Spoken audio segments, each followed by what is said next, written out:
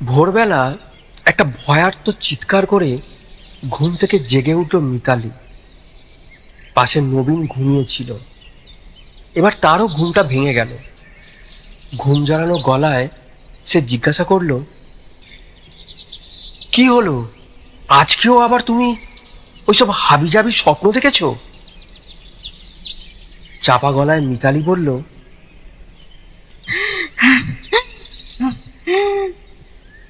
নবীন, নবীন জানো, হ্যাঁ জানো, এবারে ওটা আরো প্রকট।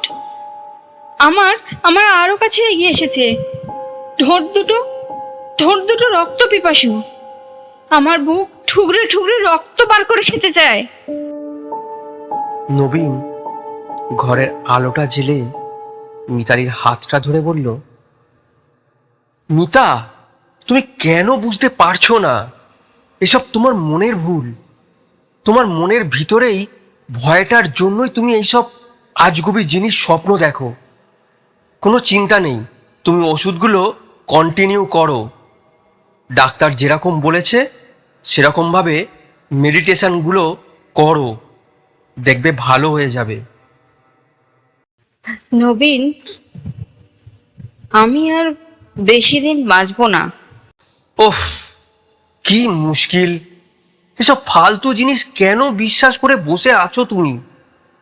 আমি এসব বুঝি না। আমি বললাম তো, তোমার কিচ্ছু হয়নি, কিচ্ছু হবে না তোমার। আর সামনের সপ্তাহে সাইকিয়াট্রিস্টের কাছে তোমাকে নিয়ে যাব, বললাম তো। আর আর ডাক্তার দেখিয়ে কোনো লাভ আছে বলে তোমার মনে হয়? ফুঁপিয়ে উঠল মিতালি। দুজন ডাক্তার দেখালে, তারা কেউ কিছু করতে পারলো না।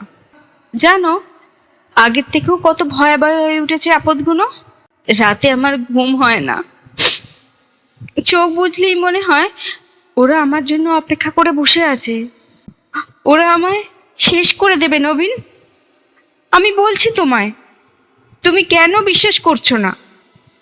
উল্টে আমায় পাগল ভাবছো, তাই সাইকিয়াট্রিস্টের কাছে নিয়ে যেতে চাও?